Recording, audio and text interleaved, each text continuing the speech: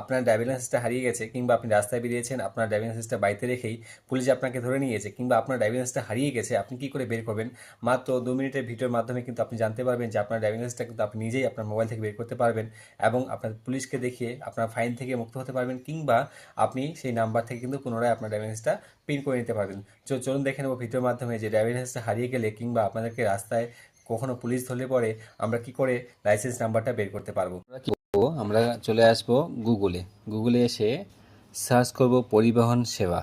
প্রথম যে ওয়েবসাইটটা আছে দেখো, পরিবহন .gov.in, এটাতে ক্লিক করে দেবো। এটাতে ক্লিক করে দেওয়ার পর আরেকটা ইন্টারফেস খুলে যাবে। সেই ইন্টারফেসে একটা পপ আপ মেসেজ বারবার আসবে। এই যে দেখছেন pop up message, update mobile number লেখা আছে, এটাকে একটু ক্রস করে দেবেন। বারবার আসবে, এটাকে ক্রস করে দেবে। এটা আমরা কী করবো, এরপরে দেখো আবার আসছে, ঠিক আছে। নিচে দেখবেন এখানে আদার সার্ভিস লেখা আছে, এই যে আদার সার্ভিস, এই আদার সার্ভিসে এখানে আমরা ক্লিক করে দেবো। সিলেক্ট স্টেট নেম, আপনি যেই স্টেট থেকে বিলং করছেন সেই স্টেটের নামটা সিলেক্ট করেন। আমি যেহেতু ওয়েস্ট বেঙ্গল থেকে ওয়েস্ট বেঙ্গল সিলেক্ট করলাম। এরপরে এখানে দেখবেন এই যে লাইসেন্স মেনু লেখা আছে, এই লাইসেন্স মেনুতে ক্লিক করে দেবো। এই লাইসেন্স মেনুতে ক্লিক করে দেওয়ার পর এখানে দেখবেন নিচে দিকে লেখা দেওয়া আছে আদার্স, এই আদার্সে ক্লিক করব। আরেকটু নিচে দেখবেন দেখা আছে এখানে ডিএল সার্চ, এই ডিএল সার্চে ক্লিক করব। এবার এখানে একটুখানি সময় নেবে, লোডিং নিচ্ছে। তারপরে আপনি কি করবেন, আপনার মোবাইল নাম্বারটা, যেটা আপনার মোবাইল নাম্বার আছে সেটা দিয়ে আপনি, এবার আমি ক্যাপচারটা দেবো।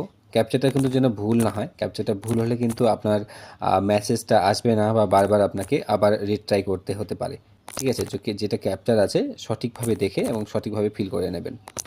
ক্যাপচারটা দেওয়ার পর আমরা যখনই জেনারেট ওটিপিতে ক্লিক করবো, একটা ওটিপি আসবে আমাদের যে নাম্বারটা আমরা দিয়েছি সেই নাম্বারে, সেই ওটিপিটা আমরা এখানে আমাদের দিতে হবে। দেখুন ওটিপি চলে আসছে, ওটিপি নিয়ে নিলাম 345598, তাই তো। সেটা ক্যাপচার এখানে ফিল করতে হবে। ক্যাপচারটা ফিল করে দেবো, একটু ধৈর্য ধরে দেখবেন কারণ এটা খুবই গুরুত্বপূর্ণ একটা ভিডিও, ঠিক আছে।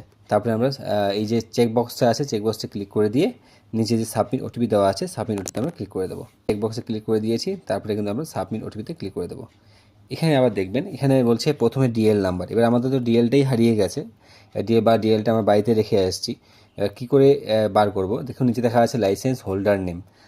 আমাদের যে নাম আছে, ডিএলে যার নামটা আছে সেই নামটা এখানে লিখে দেবো।